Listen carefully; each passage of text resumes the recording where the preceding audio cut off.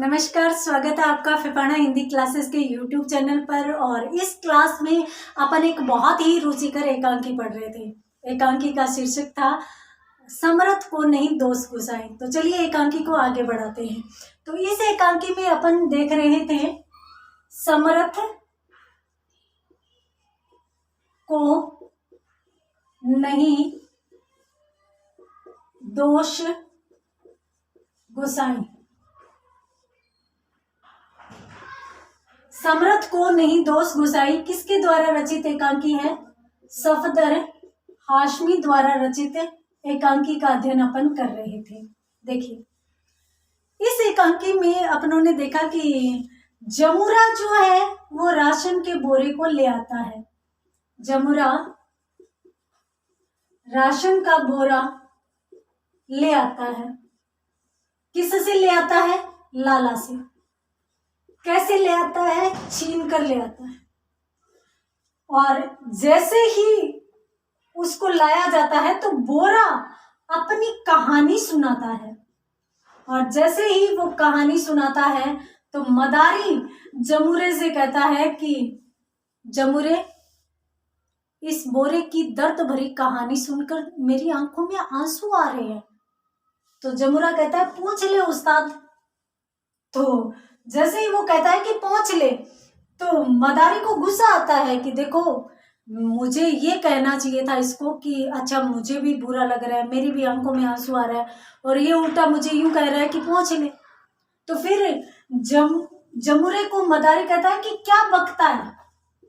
अब सामान्यतः एक सही बात बोली जाती है तो उसके लिए बोलना काम में लिया जाता है, परंतु यदि कोई बात गलत लगती है तो उसके लिए बकना काम में लिया जाता है। तो मदारी जमुरे से कहता है कि क्या बकता है। तो जमुरा कहता है कि साहब बकता नहीं हूं। साहब नहीं बोलता, सॉरी, यहाँ पे उस्ताद बोलता है। उस्ताद बकता नहीं हूं, कह रहा हूं।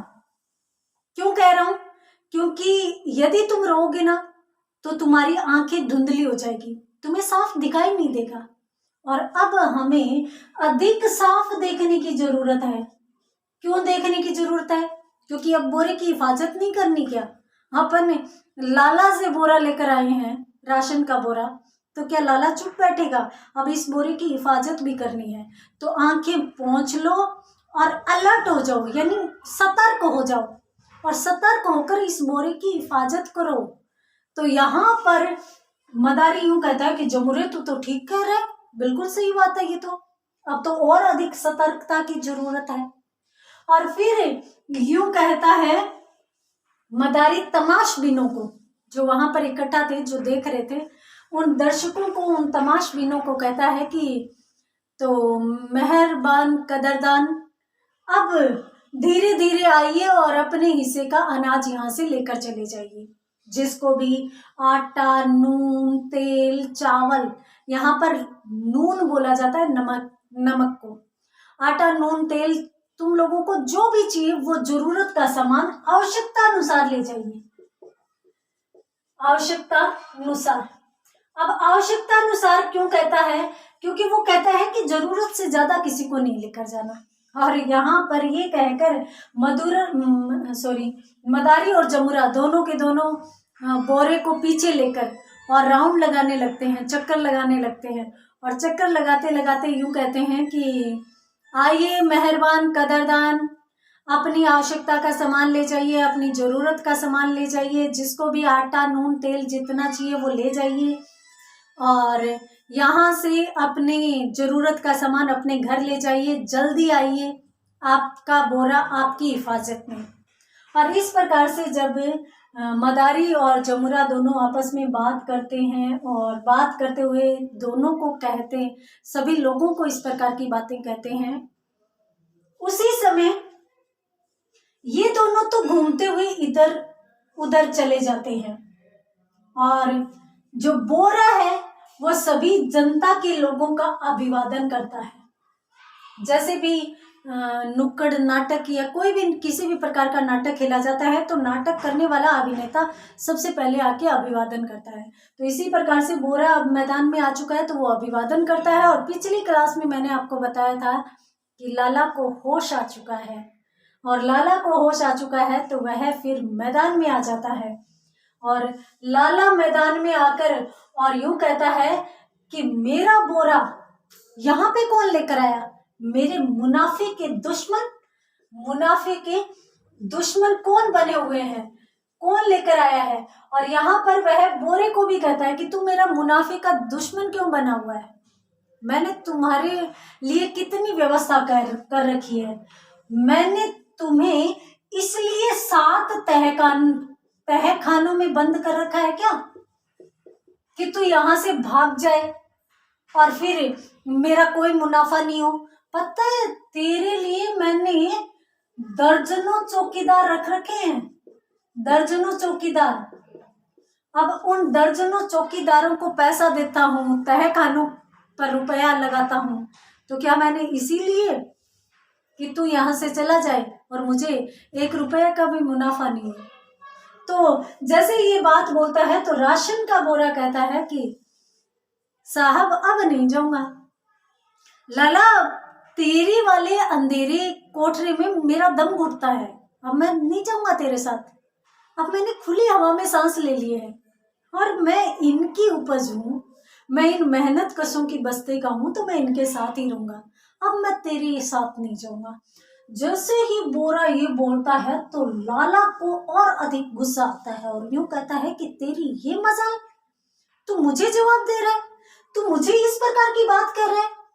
पता है तेरे लिए मैंने कितना कितना खर्चा किया है और तुझे ये भी पता नहीं है कि मेरे जो चौकीदार है वो बंदूकों से लैस है, बंदूकों से लैस है मेरे सारे के सारे चौकीदार, और तुम्हें भून कर रख देंगे, तुम्हारा कुछ नहीं बनेगा। तुम्हारा जो रंग है ना, उस रंग को रंग से बदरंग कर देंगे। बद एक उपसर्ग होता है जिसका मतलब होता है बुरा, यानी तुम्हारे अच्छे रंग को बुरे रंग में बदल देंगे और तुम्हारी ये मजाल। तो बोरा कहता है कि नहीं जाऊंगा, मैं तो किसी हाल में नहीं जाऊंगा। तो लाला है वो बोरे पर लपकता है, 3 बार बोरा बच जाता है, परंतु अंत में बोरा लाला के हाथ आ जाता है और बोरे को लाला दबा करके और नीचे रखकर ऊपर बैठ जाता है खुद। फिर वह उसे बोरे को घसीटने का प्रयास करता है। घसीटने का प्रयास जब लाला बोरे को करने लगता है तो उसी समय फिर इधर से जमुरा और मदारी दोनों आ जाते हैं और जमुरा और मदारी कहते हैं कि क्या हुआ, बोरा कहाँ गया, अरे राशन कहाँ गया? वो तमाशबीनों की तरफ, दर्शकों की तरफ देखते हैं। दर्शकों को उन्होंने कहा था कि आवश्यकता अनुसार तुम सामान ले जाओ, और आवश्यकता अनुसार इसलिए कहा था कि तुम लोग लाला की तरह जमाखोर मत कहलवाना, क्योंकि तुमने भी यदि आवश्यकता से अधिक अनाज ले जाकर इकट्ठा किया तो तुम भी जमुरे इनको भी क्या कहेंगे, जमाखोर। तो जमाखोर कहलाने से बचिए और आवश्यकता का सामान ले जाइए। सब लोग खुश थे और इधर लाला टपक पड़ा। तो अब परिस्थितियां ये बन गई है कि अब करें क्या? तो मदारी और जमुरा दोनों आपस में बात करता है कि अरे बोरे की तो जान पर बनाई, क्योंकि राशन के बोरे के ऊपर बैठ गया था लाला, तो उसको दबाकर और उसको घसीट कर वापस ले जाना चाहता है। तो यहाँ पर मदारी और जमुरा दोनों कहता है कि अरे ये क्या हो गया, ये तो राशन के बोरे की जान पर बनाई है। अरे ईश्वर दुहाई, अल्लाह दुहाई, अर्थात ईश्वर इस बोरे की रक्षा करे, अब पता नहीं इस बोरे का क्या होगा। तो यहाँ पर जमुरा और मदारी दोनों बात करें और बातों ही बातों में मदारी जमुरे से पूछता है कि ये तो बता, ये है कौन लाला के लिए, ये चकड़न पाती है कौन ये? तो जमुरा बहुत ही सुंदर शब्दों में कहता है कि टाटा का बेटा और बिड़ला का नाती, बिड़ला का नाती। बहुत ही सुंदर शब्दों में मदारी कहता है कि ये कौन है चकड़न पाती, कि ये है टाटा का बेटा और बिड़ला का नाती। इस प्रकार से कोटेशन से बन जाती है। टाटा का बेटा और बिड़ला का नाती क्यों कहा जाता है? क्योंकि टाटा बिड़ला हस्तियां हैं जिनके पास खूब पैसा है और इधर लाला के पास भी खूब पैसा है। फर्क इतना है कि लाला लोगों का अनाज जमा करता है और जिनके लिए कम दामों में, कम पैसों में अनाज आया है, उनको कम पैसों में या वाजिब रुपयों में अनाज न देकर वो उनसे बहुत ज़्यादा वसूलने का प्रयास करता है और इस तरीके से वो पैसे वाला बना हुआ है, पूंजीपति वर्ग का बना हुआ है। तो इतनी कहानी आज की क्लास में अपनों ने पढ़ी। उम्मीद करती हूँ कि आपको बहुत अच्छे से समझ में आई होगी। मिलते हैं अगले क्लास में आगे की कहानी के साथ। तब तक के लिए धन्यवाद।